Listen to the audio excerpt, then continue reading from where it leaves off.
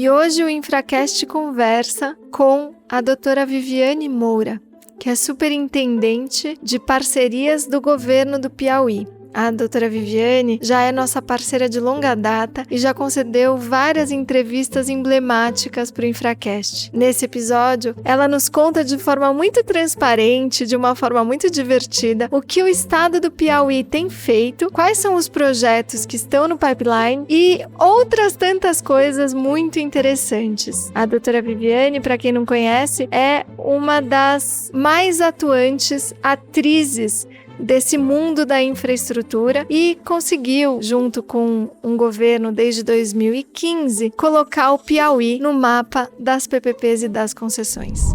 Por que eu vou autorizar duas empresas para fazerem um estudo, uma modelagem de um mesmo projeto, se eu tenho lá na frente a chance do mercado opinar sobre esse estudo numa consulta pública?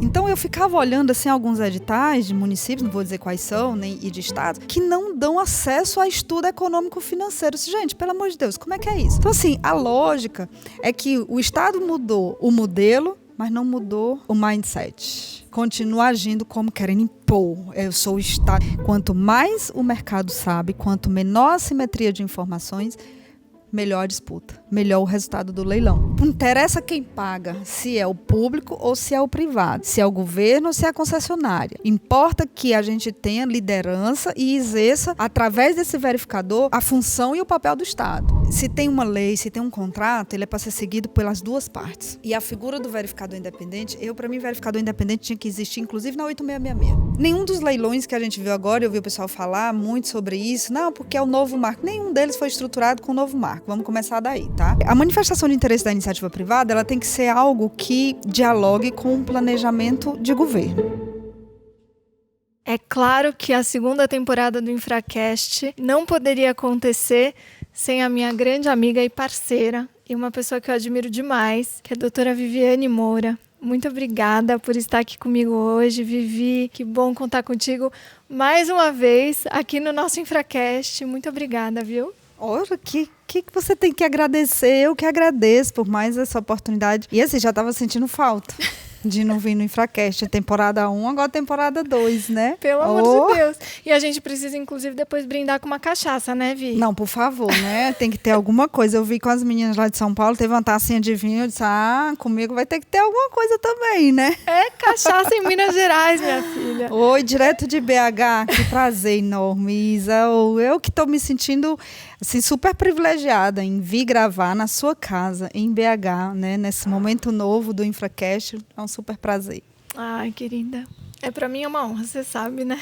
Não é porque a gente é amiga, enfim, que eu não posso deixar de dizer que eu te admiro demais pela sua força e porque, sinceramente, eu acho que isso é importante, enfim, a gente comentar aqui, né, no InfraCast. Eu realmente acho que você tem um mérito enorme de ter colocado, em menos de 4 anos, um programa de parceria público-privada que conta hoje com 40 projetos, um pipeline, enfim, que representa muito, né, a luta que vocês têm no Piauí de conseguir colocar todos esses projetos estruturados e na rua, e que, de fato, colocou o Piauí no mapa do Brasil e do mundo das parcerias público-privadas. Então, para mim, de novo, é uma honra, uma grande alegria. Conta um pouquinho do que foi, do que esses projetos que estão sendo estruturados. E aí a gente depois fala de cada um deles. Bom, de fato, hoje a gente tem 42 projetos na carteira. Eu lembro de quando a superintendência, né, nasceu, em 2015, praticamente, a gente tem 5 anos. E essa semana eu estava fazendo uma reflexão sobre isso. Eu disse, gente, como foi rápido. 5 anos a gente tem uma PPP de telecomunicação, a gente tem uma subconcessão de saneamento, né? A gente tem uma SEASA que é referência na ONU. E tudo aconteceu de uma forma muito veloz, mas também muito planejada e muito estruturada. E isso faz toda a diferença. É uma carteira realmente bem diversa, são projetos de naturezas distintas, são vários segmentos, mas todos eles têm o mesmo propósito: levar melhores serviços para a população.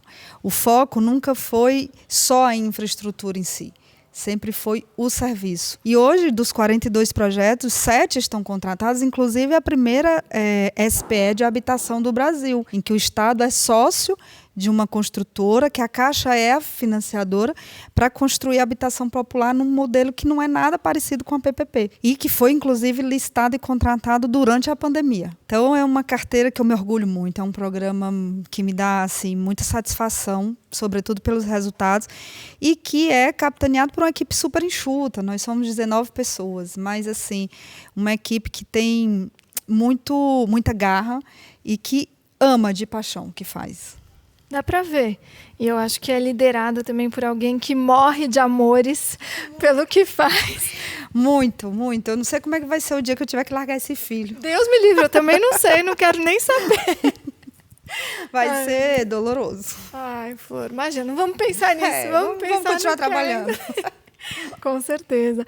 Ouvi, sabe o que eu fico pensando, né? Você mesma colocou, é uma equipe muito enxuta, enfim, num estado que até então não tinha tradição de fazer parcerias público-privadas, lutando, né, com ou contra uma máquina que é pesada, burocrática e, assim, por muita vontade. E dá para ver o seu amor, né? Enfim, que você transparece pelas parcerias e pelo Bowie, né? Que você pode perceber que o Bowie é nossa plateia, ela é fiel, né? Ao Infracast. Não falta, ele já sabe. Vai gravar o Infracast, o Bowie tá junto. Só para dizer do seu amor, porque de fato ele move fronteiras, né? Isso a gente percebe, transborda, transparece.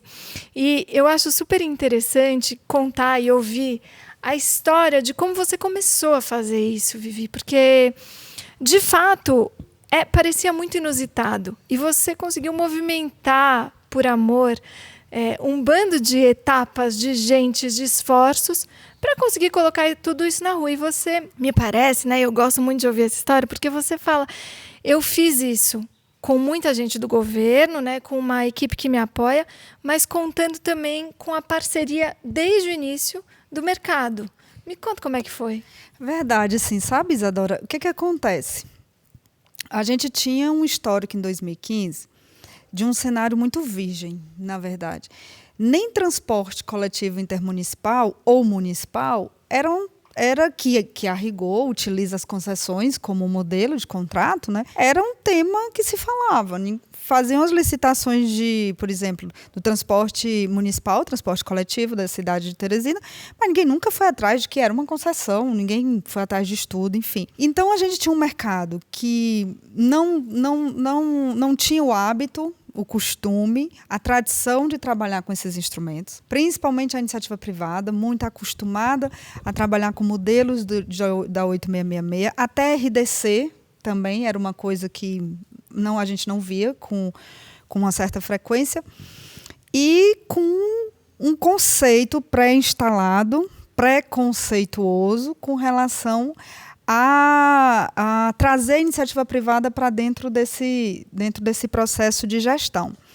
Então, 2015 foi uma quebra de paradigma, foi difícil, não foi fácil, foi um ano bem difícil, mas aí tem 2 elementos que foram os diferenciais. O primeiro, ter a clareza da importância das pessoas no processo. E aí, quando eu falo as pessoas, são vários atores. A população, o órgão de controle e o mercado. Como era que a gente ia começar um projeto e que o principal ativo era celebrar contratos com a iniciativa privada, para o privado investir em projetos que são do interesse do governo, e eu não vou fazer com que o mercado acredite nesse governo, eu não vou falar com esse mercado.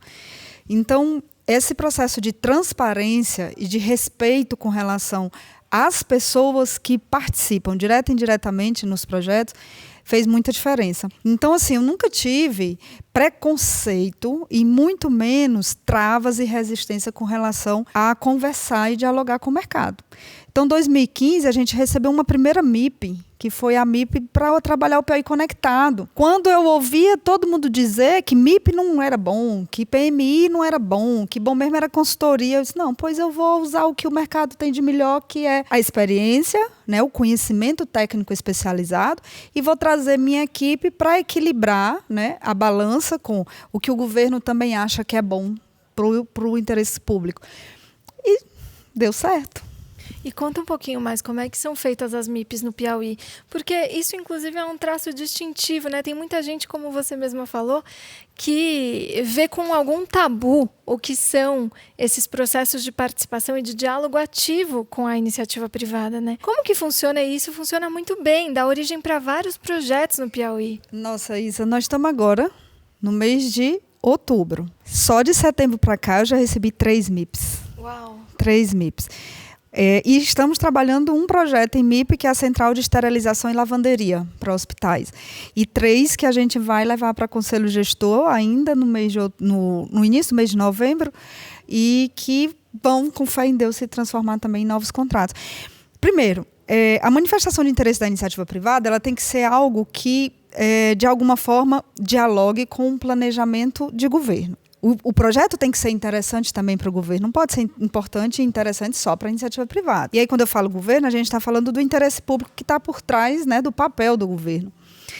Mas, assim, um aspecto que deve ser observado é esquecer os preconceitos e esquecer que existe uma relação de ataque e defesa. Na verdade, existe uma relação de parceria. Então, no Piauí, a gente sempre entendeu que a iniciativa privada pode colaborar com o governo para fazer coisas que interessem às pessoas. Então, as MIPs, elas têm uma tramitação, né, tem um processozinho específico, as empresas apresentam a manifestação de interesse, a gente faz uma avaliação de pré-viabilidade, considerando, né, o adensamento dessa MIP ao planejamento estratégico do Estado, do ponto de vista de crescimento, de desenvolvimento, se os serviços que vão vir, né, que vão ser resultado desses contratos, eles fazem sentido para o governo e para a população, se de alguma forma vai gerar economia também, porque isso é um aspecto que tem que ser levado em consideração. E o outro ponto que a gente, né, considera nesses requisitos que uma MIP tem que trazer para dentro do programa, né, para dentro dessa carteira, é congregar de alguma forma. A gente tem que achar um jeito, se for PPP estrito sensu, desse projeto gerar algum tipo de ganho econômico e financeiro para o Estado, para além da economia. Tudo isso tem que ser demonstrado pelo privado que quer fazer um projeto. Exatamente. Não é simplesmente o privado apresentar uma MIP, eu tenho interesse nesse projeto, toma aqui a minha carta de intenção. Não, não é assim. Apresenta o projeto, um desenho do que será essa PPP, justifica e apresenta todos esses pontos, tem que estar, de alguma forma, eles têm que estar detalhados dentro dessa MIP. E quem é essa equipe que a gente vai agregar? Eu sempre disse para o governador e sempre disse para a minha equipe, quando a gente tem uma MIP aprovada, a gente ganhou uma consultoria. Então, a gente tem que aprender a ser mais humilde, a entender que tem coisas que a gente não sabe, como setor público, que não é obrigado a saber, mas que pode aprender. Por exemplo, a gente não sabia nada de telecomunicação do ponto de vista de um projeto como era o Piauí Conectado. A gente aprendeu junto com a iniciativa privada o que significava um projeto de PPP dessa natureza. Então, assim, tanto nós da equipe da Suparc quanto a agência de tecnologia, a gente começou a falar sobre coisas que, para nós, né, do ponto de vista técnico, eram assuntos e conceitos muito específicos da área de TI. Mas a gente entende. Então, primeiro aspecto, né, é se desnudar e ser mais humilde com relação a reconhecer que a iniciativa privada e o mercado pode oferecer muito para o governo, sem que necessariamente a gente tenha que pagar. E que eles estão interessados, sim, em colaborar, desde que sejam em ambientes sérios, com uma governança clara, transparente e que gere confiança. Sensacional. Sabe o que eu acho interessante? E aqui é um conceito que a gente discute, né, de vez em quando. Existe tanta...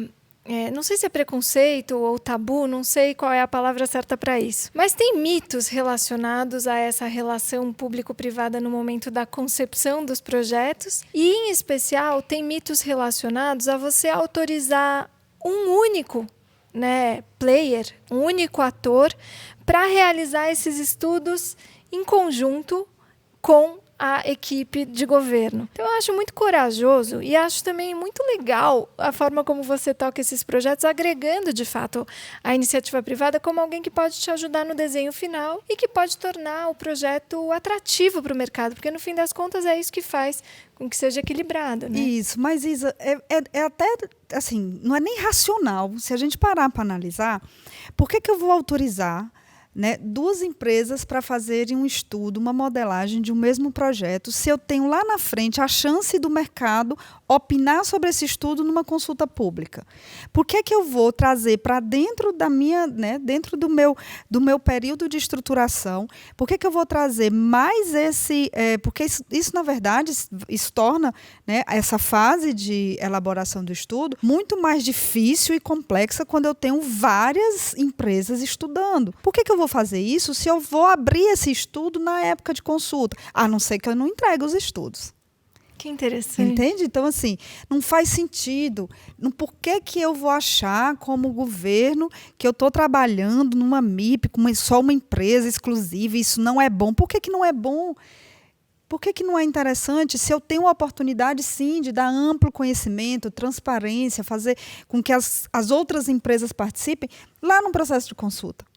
Então, assim, não é razoável, eu acho que não é razoável que a gente não utilize desse capital que está aí e que tem interesse em ajudar governos de uma forma mais eficiente. Eu acho que não é razoável. Então, assim, para nós nunca foi problema. No começo, em 2015, eu lembro da primeira reunião nossa com a empresa que fez o projeto da MIP, da Piauí Conectado, e eu lembro da resistência do pessoal dos servidores. Eles falavam assim, e quer dizer que é para a gente dar informação para eles? Eles foram contratados como?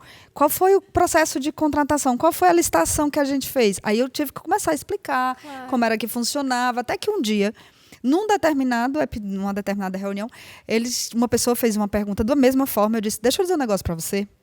Você sabe quanto é que custa um estudo desse? 3 milhões de reais. Estou falando um valor hipotético. 3 milhões de reais. Tu sabe quanto é que nós estamos pagando? Não, nós não vamos pagar isso aqui agora. Ele está entregando no risco. Pode ser que a gente nem faça a licitação disso, nem faça o contrato. Então, o mínimo que a gente tem que fazer é a nossa parte.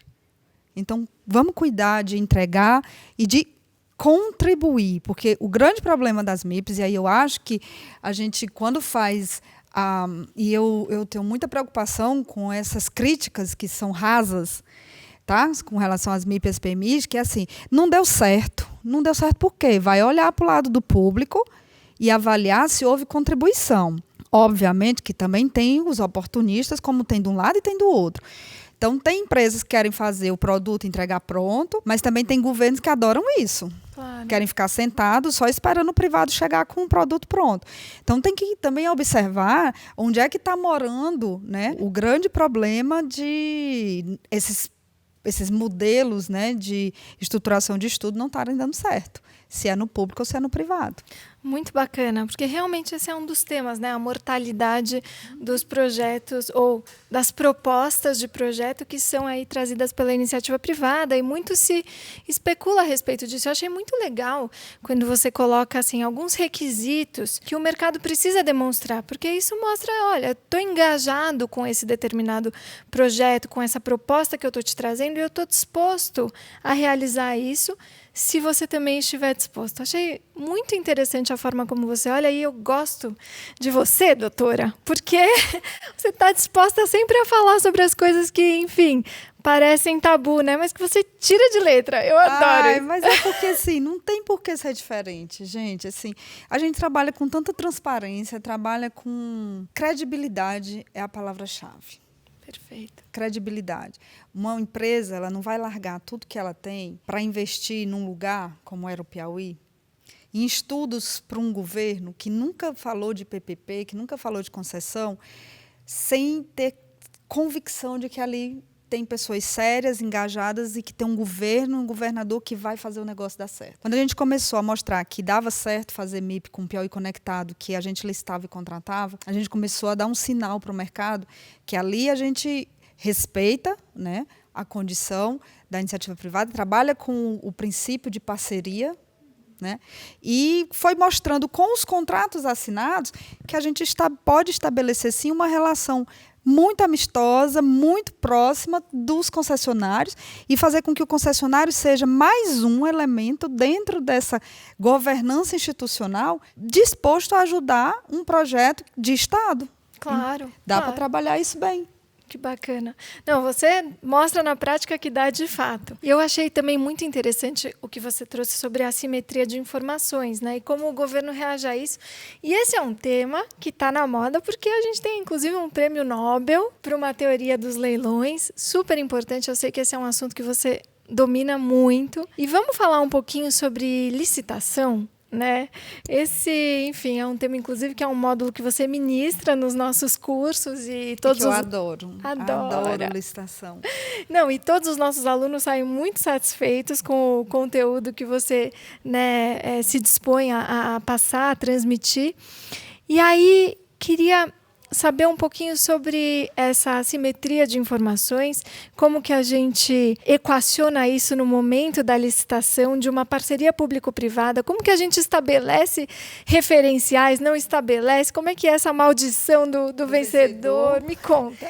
Eita, lá vai eu de novo com um tabu, né, que tem assim, vai já criar um negócio, né, uma crise. Mas eu sempre me manifestei desde o início, 2015, muito recente, né? Mas eu sempre tive curiosidade de ver os processos licitatórios, editais, né? E a instrução de alguns processos e como os estados e os municípios se comportavam com relação à etapa do processo licitatório à fase externa. Então eu sempre tive curiosidade de olhar edital, o que é que tem de anexo disponível, como é que o mercado pode entrar, como é que no mercado não pode, quais são os requisitos, né, de habilitação técnica profissional, operacional, o que é que esses editais cobram, né, e como é que é esse processo o procedimento licitatório. E aí, quando agora saiu, né, o resultado do Nobel de Economia, lá vem a teoria dos leilões, confirmando uma coisa que a gente já faz no Piauí. Quanto menos informação o mercado sabe, pior para nós. O leilão, com certeza, ele não é vantajoso para o governo. Quanto mais o mercado sabe, quanto menor a simetria de informações, melhor a disputa, melhor o resultado do leilão. Eles confirmaram exatamente isso. Em suma, foram isso que eles disseram. A maldição do vencedor, ela é resultado da ausência de transparência. Basicamente é isso. Então, eu ficava olhando assim, alguns editais de municípios, não vou dizer quais são, e de estados, que não dão acesso a estudo econômico-financeiro. Gente, pelo amor de Deus, como é que é isso? Como é que o mercado vai entrar numa licitação sem saber efetivamente como foi modelado, assim, receita? Tem que ter algum tipo de referencial. Na minha cabeça, isso nunca ficou muito bem explicado. E, por último, eu vi um que não disponibilizava para consulta pública nem os estudos, só edital e contrato. Eu disse, não, peraí. E aí eu até falei num grupo, eu disse, oi, gente, como é isso aí? Me explica. Como é que a gente vai para uma audiência pública sem ter acesso aos estudos? A gente vai falar sobre o quê? Sobre a minuta do contrato e edital? Então, essa assimetria de informação, ela traz duas consequências graves. A primeira é essa. Aí a gente volta de novo para aquela história de por que gerou, de onde foi que surgiu essa crise entre privado e público. Particularmente, a impressão que eu tenho é que continua instalada. Quando eu não dou acesso a informações, é como se eu quisesse que o privado se vira e vem resolver um problema para mim, mas do teu jeito. Eu não consigo sentir o espírito de colaboração quando eu vejo procedimentos dessa natureza, dessa forma. E o segundo é que ninguém ganha. O privado vem totalmente num cenário totalmente escuro, porque por mais que os estudos técnicos deem indicativos, o econômico-financeiro ele é base, referencial para você ter uma ideia de demanda, uma ideia de projeção de receita. Tem o pessoal que defende, mas ele tem que fazer o estudo dele e ele tem que apresentar o dele, que pode ser melhor que o meu, mas às vezes não é. Aí vem a maldição do vencedor. O cara apresenta um desconto pequeno. Então, eu acho que quanto mais informações, quanto mais transparência, quanto mais diálogo, melhor. Diálogo com o mercado. Então, o processo licitatório, para ser bem, né, resolvido, e aí, onde é que é bom um processo licitatório ele foi exitoso? Quando a gente tem um contrato sendo executado sem muitos problemas e que dão resultados. Quando a gente fala de PPP, e aí eu gosto de falar do exemplo da Piauí Conectado. Piauí Conectado, a gente, quando licitou, o cenário era um cenário imaturo, ou seja, a gente não tinha nenhuma empresa né, com esse perfil. Aliás, a gente não tinha nada igual no Brasil e ainda não tem com esses serviços integrados. Então, a gente tinha que optar pelo quê? O que a gente queria? Competitividade. Mas a gente queria o quê? Serviço de qualidade. Então, qual que vai ser o referencial naquele momento? Critério de julgamento, né? Menor valor de contraprestação. Mas, o que eu quero mesmo, no final das contas? Eu quero economia, com boa qualidade de serviço. Então, tem que ser um contrato muito bem redigido. Hoje é um contrato referencial para nós, ele é a matriz para os outros. E que entrega, para vocês terem uma ideia, 1 mega de internet entregue pela 8666 no estado, o mais barato custa R$ 438. Custava, porque a gente não tem mais. E 1 mega de internet da Piauí Conectada, R$ 98. Gente. E mais uma coisa. O verificador independente não analisa só indicador de desempenho, não. Ele tem que analisar o value for money durante todo o contrato. Inclusive, tem que avaliar trimestralmente esse resultado da economia gerada, que a gente disse lá nos estudos e que tem que ser verificada para a gente poder confirmar que o que a gente fez realmente foi exitoso. Sensacional. Isso é processo licitatório. Agora, processo licitatório com muita transparência também, né? Claro, claro. Como você disse, né? Essa é a chave do sucesso. Eu fico pensando, né? Também aqui trazendo para os nossos ouvintes uma discussão que a gente costuma ter nas nossas discussões filosóficas, né, Vivi? É a respeito justamente desse referencial, né? Eu acho que quando... E o Piauí trouxe isso, você traz esse conceito de forma muito pioneira, eu acho muito inusitada no contexto brasileiro, que é enxergar as parcerias público-privadas não como um comprometimento orçamentário maior do que aquele existente, mas sim como a possibilidade de ganho de uma eficiência que é percebida como economia orçamentária e fiscal. Eu quero que você fale mais sobre isso, mas... Quando a gente traz isso para a licitação, eu acho interessante que a gente tenha um referencial que é o teto, entre aspas, do que já é gasto, dispendido orçamentariamente pelo Estado. E eu acho que esse pode ser um bom referencial. Não sei, eu estou aqui filosofando, né, Vivi? Você sabe que eu gosto. Mas é correto. Não, você está certíssima. Já tem um gasto, principalmente para esses projetos que já têm gasto, né? Exato. Para esses projetos que já têm gasto, eu acho que a gente consegue ter isso como um estudo de viabilidade econômica referencial e aquele que te trouxer a maior vantagem ou a maior eficiência do gasto, né? E talvez um retorno, inclusive, porque no fim das contas você está diminuindo o que você despende, me parece que é mais fácil a gente ter um referencial, ainda que a tecnologia possa ser qualquer que seja, desde que te apresente essa eficiência. Agora, quando a gente não tem isso e talvez a gente trava, entre aspas, né? E é isso que eu queria ouvir de você. Uma determinada tecnologia, um determinado método construtivo, um determinado estudo de viabilidade econômico-financeira, que seria o referencial, entre aspas, que poderia ser o caminho a ser usado como elemento de partida para a iniciativa privada que vai dar os lances, me parece mais difícil, porque se a gente quer trazer mais tecnologia, mais celeridade,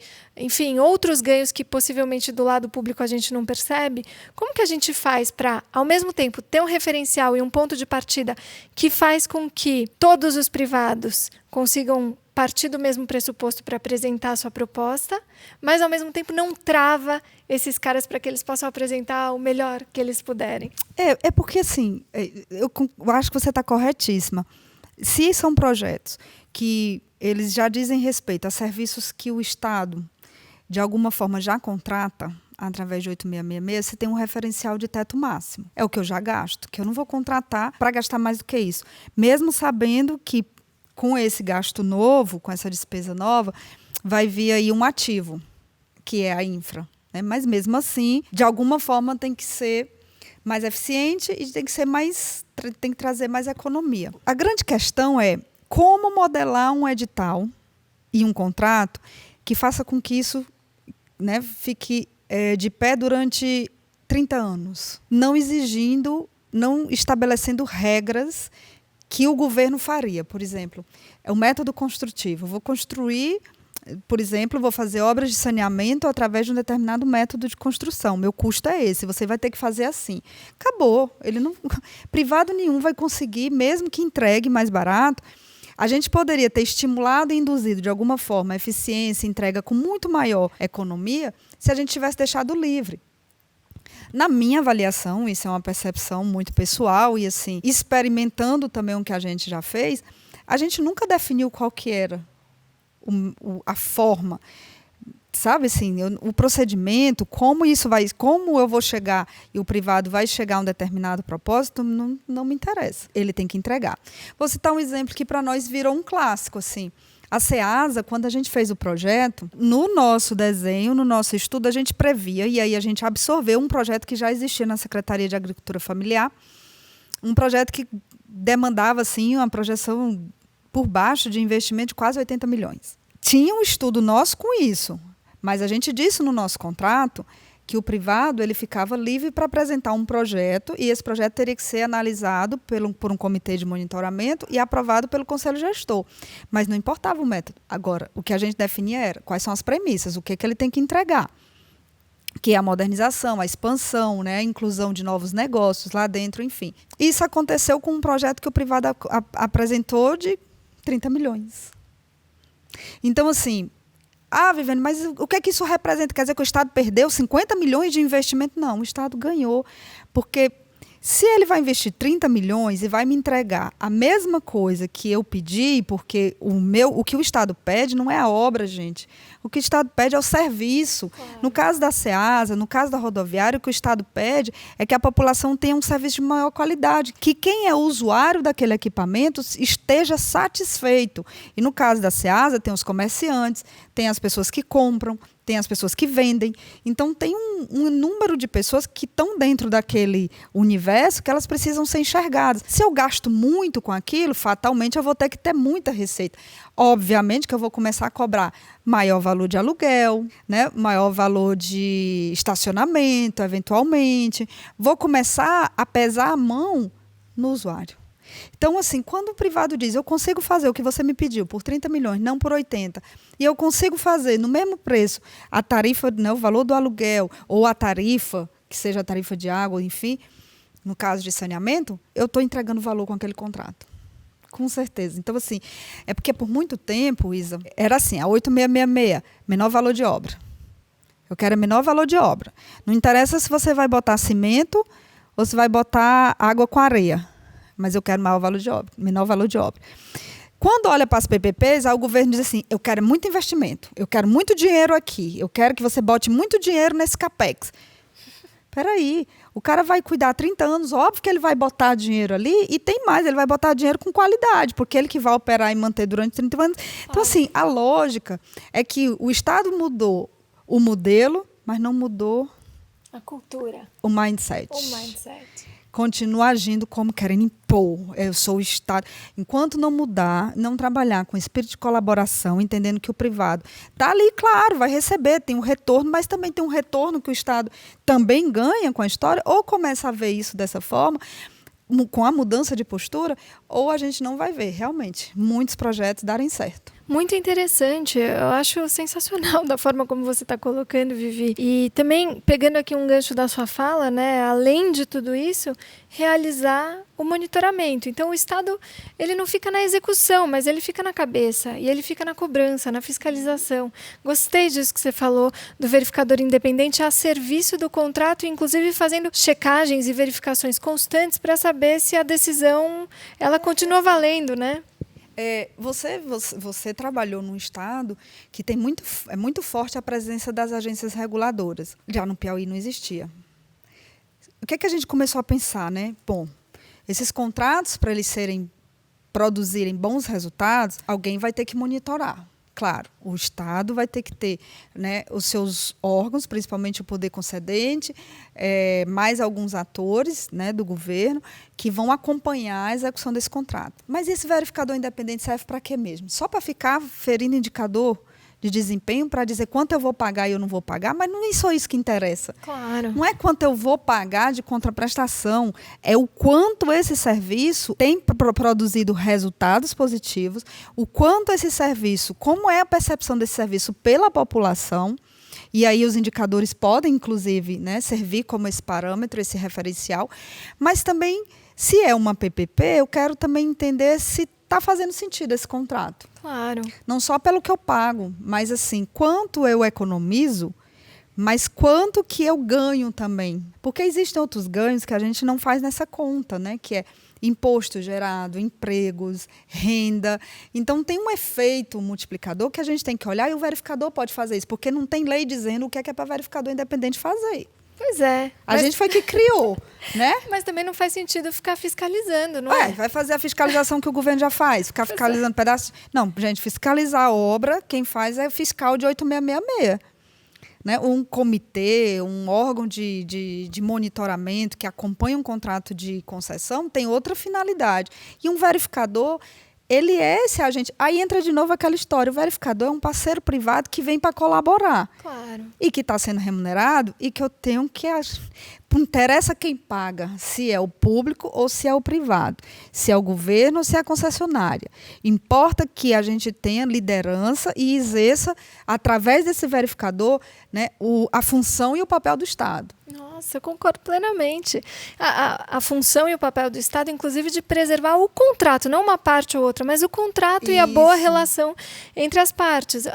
Achei muito interessante. Eu acho tão interessante, assim, a gente, umas 2 semanas atrás, a Piauí Conectado entregou o objeto, na verdade, assim, concluiu a etapa de entrega dos 1.500 pontos de acesso, antecipando em 12 meses, inclusive, a meta de entrega dos pontos públicos e dos pontos por o governo. E o verificador independente estava na solenidade. Eles foram, né, foram 2 representantes, e eles dialogam bem, criaram um aplicativo. Pelo aplicativo, eu consigo ver pelo meu celular hoje como está o projeto. E tem lá as tabelinhas de todos os indicadores e tem a avaliação, que é essa avaliação com relação aos ganhos. E esse aplicativo fica comigo, tem o governador, tem o secretário, todo mundo tem acesso a essa informação, que é o papel do verificador independente. Ele não é um auditor, gente. Ele é um parceiro que vai colaborar também para fazer com que o contrato todo dê certo. Ai, Vivi, eu acho isso ótimo, porque eu tô como verificadora de alguns contratos, você sabe, né? E eu prego muito isso, é quase uma cruzada. E você sabe que o nosso amigo Ramiro, né, me chamou um dia para falar justamente sobre verificação independente. Você assistiu. E uma das coisas que a gente fala é justamente sobre o custo do conflito. E aí, é caro, né? É caro demais. Assim, o conflito é caro para as duas partes, mas a não decisão, ela é mais cara ainda. Então, você entrar numa relação belicosa para deixar para alguém que é alheio absolutamente ao contrato, para decidir qual é o melhor rumo do contrato em algum tempo que não é o presente, isso é muito caro. Isso traz impactos muito significativos para o contrato e para o bom andamento da relação. Você ter um verificador que possa atuar como um facilitador nas soluções do conflito e na medição mesmo, né? Nessa avaliação de velho Formanni sobre qual é a decisão que faz sentido nesse momento, isso aproxima as partes e protege o contrato. Não tenho a menor dúvida, Isa. E assim, conflito nunca é bom. Pois é. Nunca é bom, em qualquer esfera. Nunca é bom. E, assim, postergar um conflito, pior ainda. Né? Aí, trabalhando na administração direta, não na superintendência antes, eu já trabalhei em comissão de licitação, já fui secretária, enfim, mas sempre gostei muito de acompanhar os processos licitatórios e execução de contratos. E aí eu vi o pessoal falar assim, não, isso aqui é para reequilíbrio, mas deixa aí. Pode deixar isso aí, isso é reajuste. Deixa aí aonde, filho? Assim, deixa isso aí, é reajuste. Não, a empresa está querendo reajuste. Aqui a gente não paga reajuste, não. Sim, aí eles estão pedindo reajuste, vai fazer o quê? Não, deixa aí. Deixa aí para quem? Aí imagina como é que esse privado, em que clima, em que ambiente, imagina que a gente começa a brigar duas aqui. Né? Aí chegou uma terceira e assim, não, Isadora, deixa aí, não conflita com a Viviane, não. Eu não volto mais na sua casa. Porque você não vai mais me querer aqui. Pelo amor de Deus, não vamos nem brincar disso, por favor, hein, Vivi? Então, assim, entende que não faz sentido essa história de... Para mim, isso beira a falta de respeito. Se tem uma lei, se tem um contrato, ele é para ser seguido pelas duas partes. E a figura do verificador independente, para mim, verificador independente tinha que existir, inclusive na 8666. Pois é, inclusive nos ambientes que tem agência. Principalmente, porque assim... verificador vai olhar, vai analisar e vai me dar... Porque, às vezes, o gestor não toma determinadas decisões porque tem medo. Sim. Porque a equipe não dá um parecer, porque falta um documento, aí vai para uma PGE, e aí a PGE está faltando uma avaliação de um reequilíbrio, né, numa análise econômico-financeira. Então, É um suporte técnico. Acho que chegou um muso o Gabi. inspirador que vai nos acompanhar nesse boi momento já da levantou. entrevista. Vem aqui, seu Gabriel. Senhor, já deixa suas coisas que você já está no meio da entrevista. Bom, a gente estava falando sobre verificação independente, aí tivemos aqui uma surpresa. Isso acontece no Infracast, em Minas Gerais, que é trazer um muso inspirador, Gabriel Farrado, para nos acompanhar nessa entrevista. Que bom, Gabi, que você está aqui. Sempre um prazer estar aqui, agora em Minas, Infracast, direto da melhor terra do Brasil, com todo respeito ao Piauí. Chique, bem, né? Você acha? É atentado, né? Você já tá se achando, Nós né? já começamos a rodar o Brasil hoje, já começamos... Não, eu tô esperando o Infracast no Piauí. Mas isso vai ser em breve, por favor, porque o Piauí já tem participação cativa no Infracast. É a nossa convidada mais frequente aqui no programa, não é? Com certeza, mas nem poderia deixar de ser. Exato. Mas em breve a gente vai fazer um especial Serra da Capivara. Serra da Capivara, já pensou? Não, já pensei não, já tô com Eita, tudo gente, programado. lá na Serra, lá no parque. Pronto. Ai, vai ser lindo. Vamos retomar aqui a nossa conversa.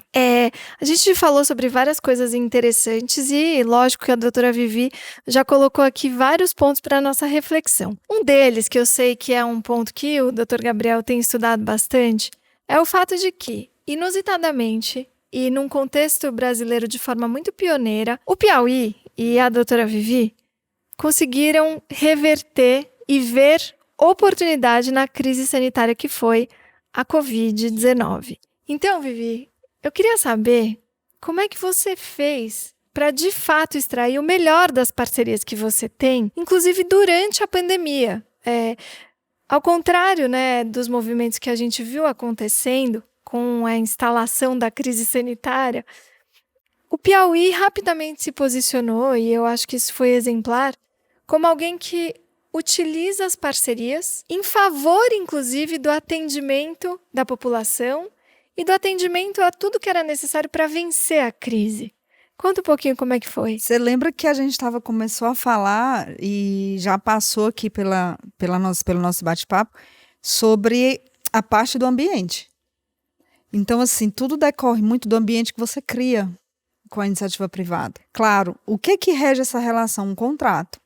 Desde os estudos até o contrato, a gente sempre fala muito de obrigações sociais, de observar os objetivos do desenvolvimento sustentável, de que o privado tem que ter como meta e referência sempre o bem-estar das pessoas. E na pandemia não podia ser diferente. E aí eu tenho que agradecer muito às concessionárias, porque em alguns casos, inclusive, elas agiram de uma forma voluntária, não foi nem provocado. Então, tanto a Águas de Teresina, quanto a Piauí Conectado, a Nova Ceasa, o Verdão, que abrigou um hospital de campanha, assumiu, inclusive, o risco, porque as pessoas acham que é simplesmente botar um hospital de campanha dentro de um ginásio. Gente, não é isso não.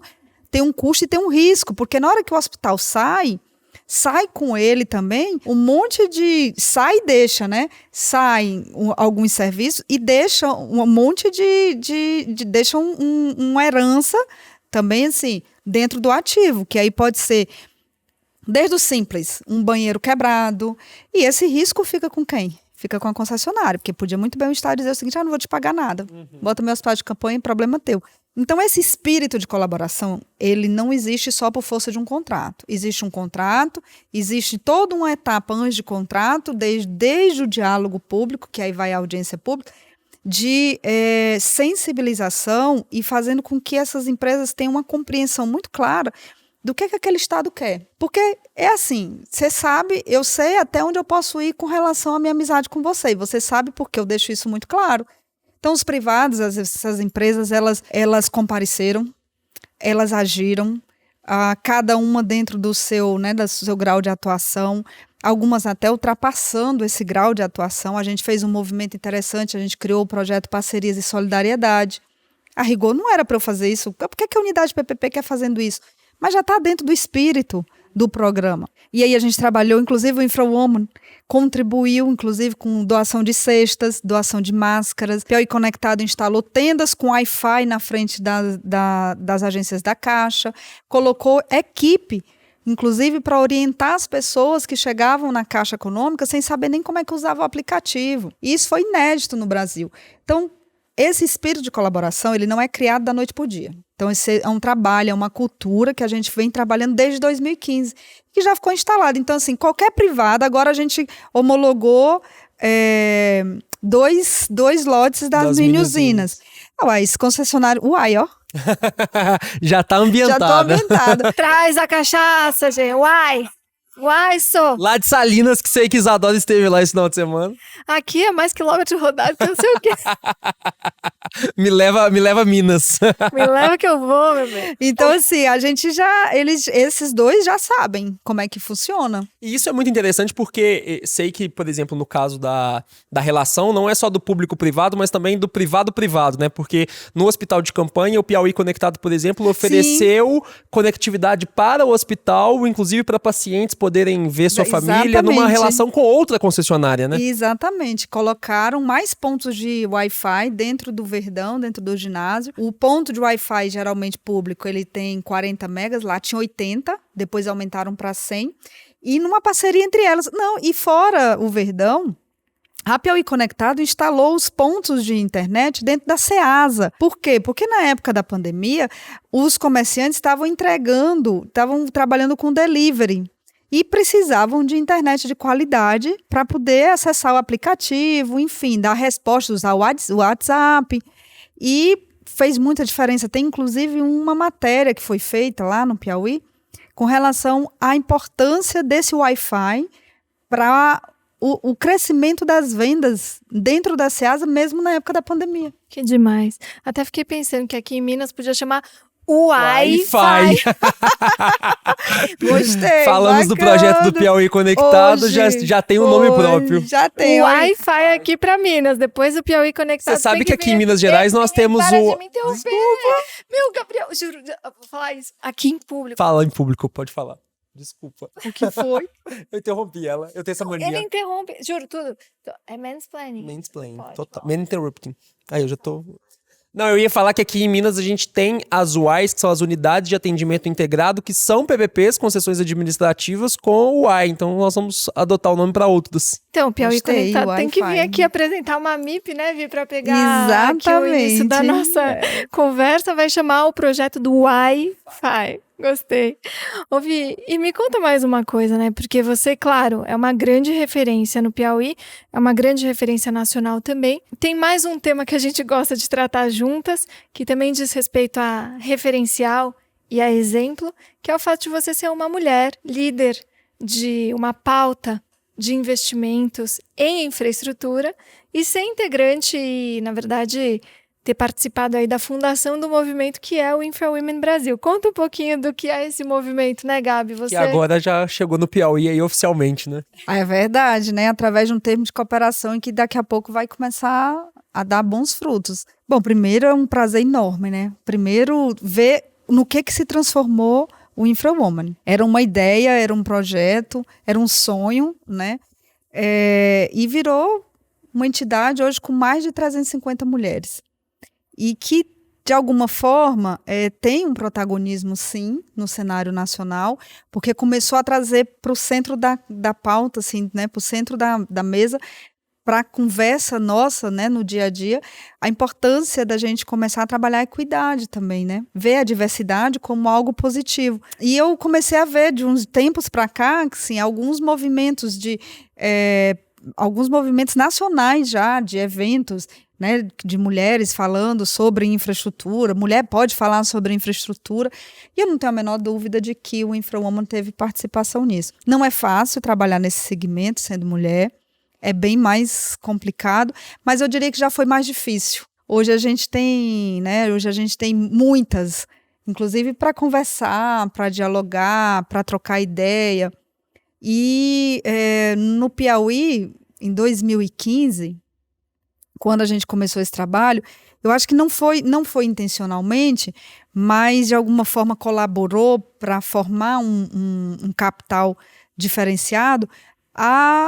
À medida que eu ia trazendo mais membros para a equipe, isso foi feito por uma escolha muito técnica, eu via que a participação feminina aumentava. E hoje, dos 19, nós somos 15 mulheres. Caramba! Olha lá, Gá. Ampla maioria. Vamos ter que pensar na formulação aí da secretaria aqui em Minas. E assim, Faz diferença? Não estou dizendo que a gente, na verdade, não precisa olhar para as coisas comparando, gente. Não tem necessidade. Cada um, homens, mulheres, cada um tem o seu, né, as suas qualidades, as suas virtudes, entrega de um jeito, entrega de outro. A grande diferença da mulher é a sensibilidade. Acho que é por isso que a gente conseguiu também criar esse ambiente muito focado no social, no serviço. E aí a gente trouxe o conceito da ONU de PPP com pessoas em primeiro lugar. Porque tem isso também. Onde era que se fosse um homem sentado no meu lugar, ia lá observar o ODS, negócio de ODS, de olhar. Porque não é porque ele não seja sensível, é porque não é o foco. É diferente. É só uma questão de foco.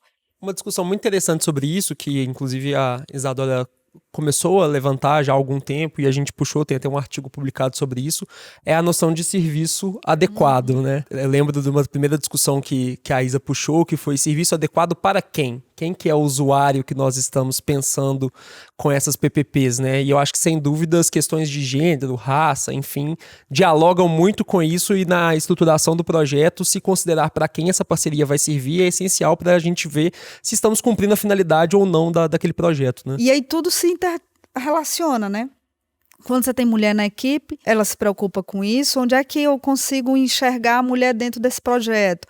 É um projeto de parque, por exemplo.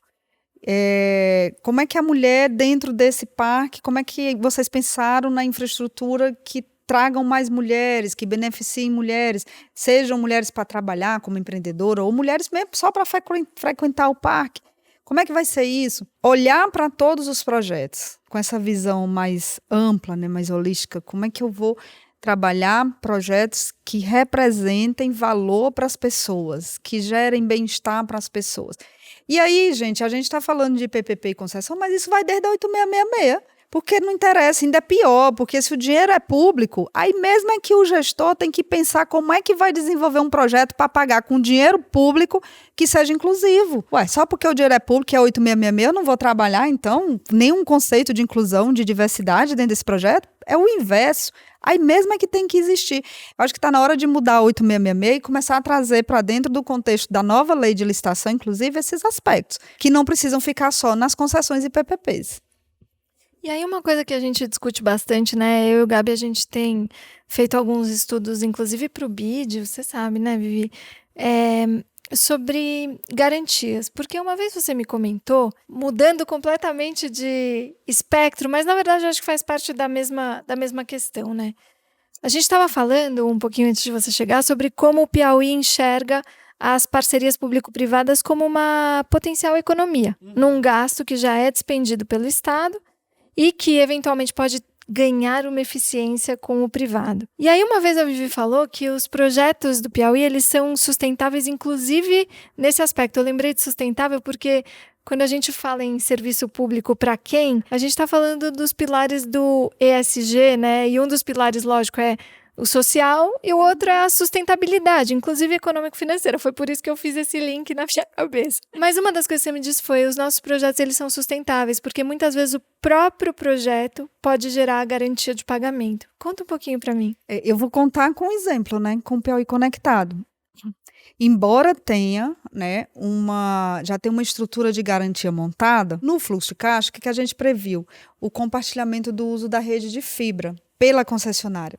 Ora, o Estado está amortizando essa fibra, né, essa rede, que é a infraestrutura, e ela vai se tornando mais barata, né, o uso da rede. E ela pode ser compartilhada também, porque ela foi dimensionada para ser utilizada também por outros atores, que não só o governo. Há 15 dias atrás, a gente fez reuniões com o Tribunal de Justiça, Tribunal de Contas, né, com alguns outros órgãos, com bancos, prefeituras, e todos, como eles veem, né, os ganhos efetivos, principalmente os ganhos financeiros e econômicos para os órgãos e para os municípios, principalmente, eles têm interesse em contratar o projeto. Cada contrato desse vai gerar uma receita, e essa receita da concessionária é compartilhada em 50% para o governo. Isso quer dizer que o governo, ao longo do período do contrato, vai começar a se creditar também das receitas acessórias do projeto. Então, assim, numa escala de tempo, a gente fez uma avaliação e chegamos a uma conclusão de que daqui mais uns 6, 7 anos, o projeto se paga. E vai chegar uma hora que essa receita, ela pode, por exemplo, se houvesse necessidade, substituir a própria garantia ou ser utilizada em garantia em outros projetos. O que dialoga muito com uma lógica de Project Finance, que é o que a gente sempre Sim. fala, inclusive um dos nossos módulos na Maratona PPP, e que, de fato, o Piauí parece ter pensado nisso aí já há alguns anos e está vivenciando na prática o que é você conseguir, de fato, trazer mecanismos de segurança, confiabilidade dos pagamentos estatais para dentro do próprio projeto. Isso, em janeiro a gente vai lançar era para ter lançado esse ano, mas por conta da pandemia não deu certo, mas em janeiro a Piauí Conectado, a SPE, vai lançar 2 chamamentos públicos, 2 editais, para 2 municípios, Teresina e Campo Maior, para que os provedores, eles disputem a utilização dessa rede. E aí, como é que o Estado, inclusive, pode induzir a ampliação, né, e a universalização da banda larga fixa? A partir dessa disputa, porque o provedor, ele não vai, ele mesmo, né, bancar os custos de investimento de uma infra para levar a internet para uma cidade que tem pouca população, é pequena, com uma baixa renda, enfim, um adensamento populacional também menor e que tenha um custo muito alto de investimento, eles não vão levar. Mas se a rede de fibra do Estado, que é a da PPP, já chega, ele vai lá disputar para levar a internet para a casa das pessoas. Só que ela é uma internet subsidiada, porque o custo da rede, 50% não é do Estado, o Estado pode tirar 20%, 30%, pode tirar até os 50% e diminuir na disputa com o provedor, dizendo o seguinte, a disputa aqui é para o provedor que der o menor valor para a tarifa de banda larga fixa para as residências. É uma outra utilização da rede, que é ajudar na democratização do acesso à internet. São várias formas e, sinceramente, eu acho que, como o Gabi falou, o Estado do Piauí é muito pioneiro em vários aspectos e muito consciente sobre, enfim, questões importantes para se estruturar um projeto. E eu fiquei pensando sobre um artigo que a gente já escreveu juntas, na área de saneamento. E o novo marco e um outro modelo muito pioneiro que o Piauí fez da subconcessão. É o da adesão. É o da subconcessão, você tem razão, com a possibilidade de adesão, o que gera uma flexibilidade para que você possa ir criando, a partir de uma governança estabelecida, a adesão, como o próprio nome já diz, ou enfim, maior escala do serviço que já é prestado. Então você vai dando possibilidade para que outros municípios vão aderindo a um mecanismo já pré-estabelecido, com alguns critérios que devem ser atendidos e demonstrados e que, inclusive, protegem a financiabilidade do projeto, inclusive da perspectiva privada, e que faz com que esse município possa aderir a esse contrato, gere escala no saneamento e você ainda dá segurança jurídica de dizer que, essa concessionária vai poder atender também a esses municípios que vão aderindo. E gera também a tal da unidade, ou enfim, o bloco, a regionalização e a gestão associada antes mesmo do novo marco. Conta pra gente, Vivi. E só complementando um pouquinho, eu acho interessante também que é justamente dentro dessa governança, desse diálogo público-público que a Isa colocou tão bem, que para além de alterações legislativas, que eu acho que o novo marco é um exemplo, mas também o novo marco de concessões fala sobre concessão por adesão, o deputado Arnaldo Jardim chegou a conversar isso com vocês, mas como que, na verdade, esses arranjos criativos podem se utilizar da própria base existente atualmente para poder se propor como algo precursor, né? A minha visão sempre foi muito clara sobre o novo marco. Eu acho que ele é um indutor. Ele vai, de alguma forma, fazer com que esse mercado se movimente. Nenhum dos leilões que a gente viu agora, eu vi o pessoal falar muito sobre isso, não, porque é o novo marco. Nenhum deles foi estruturado com o novo marco. Vamos começar daí, tá? Alagoas não foi estruturado. Não foi estruturado no novo marco e só vai dar certo porque não foi.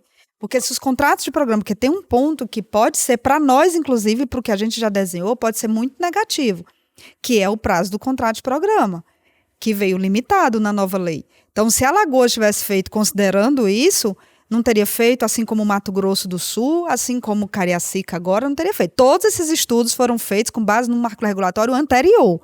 Ninguém vinha dizer que foi feito com base no novo, não. Foi listado agora, com o novo em vigor, mas não foi estruturado com base neles. Nós temos um desafio muito grande.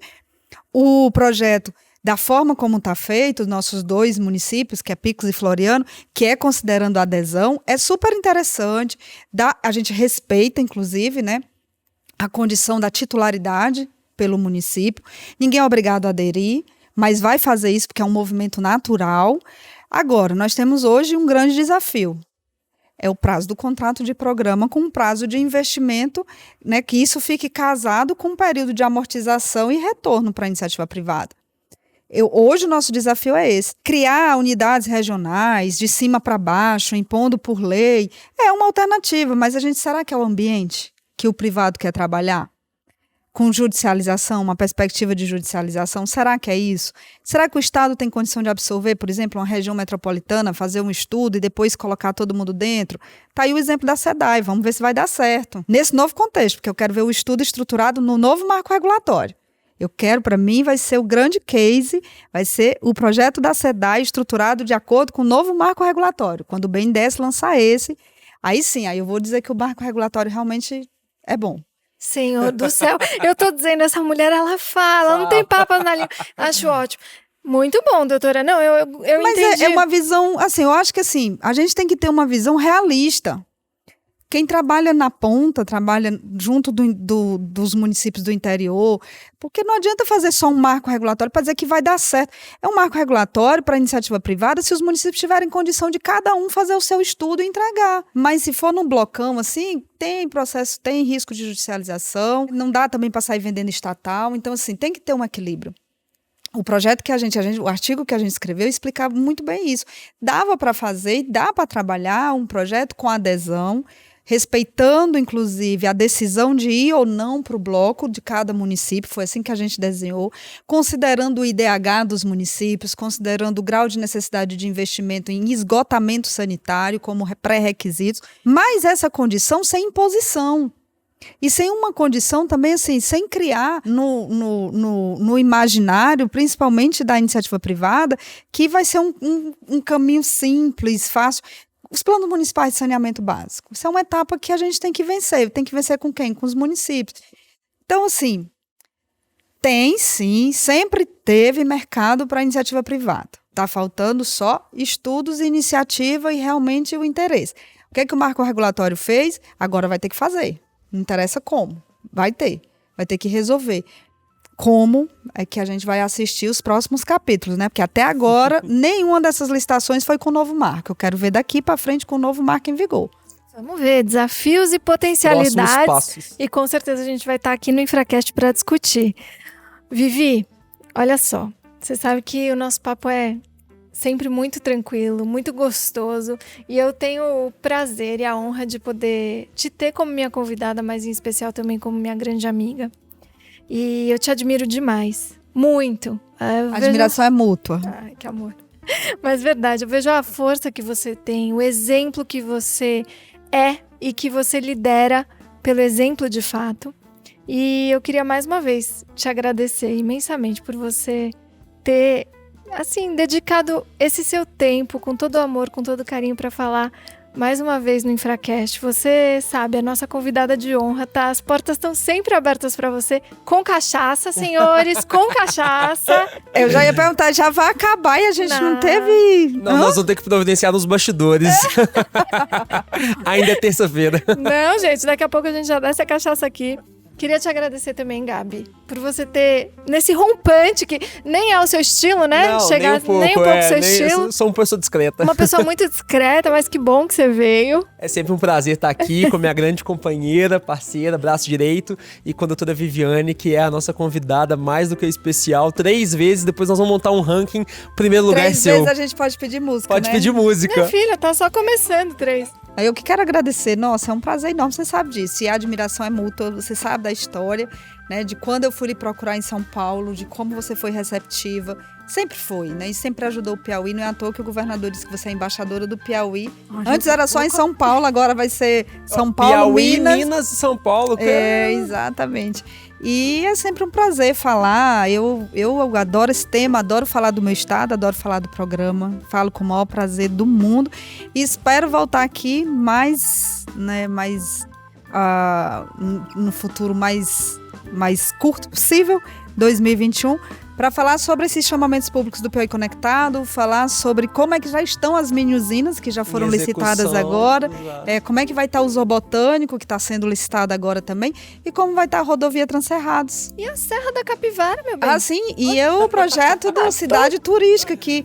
né? A gente tem uma missão aí pela frente de entregar em 2021. Missão prioritária. Exatamente. O portfólio do Piauí vai só crescer e ser mais pauta pro Infracast. É verdade. Pro Infracast, pro Brasil e pro mundo. Doutora, parabéns, viu?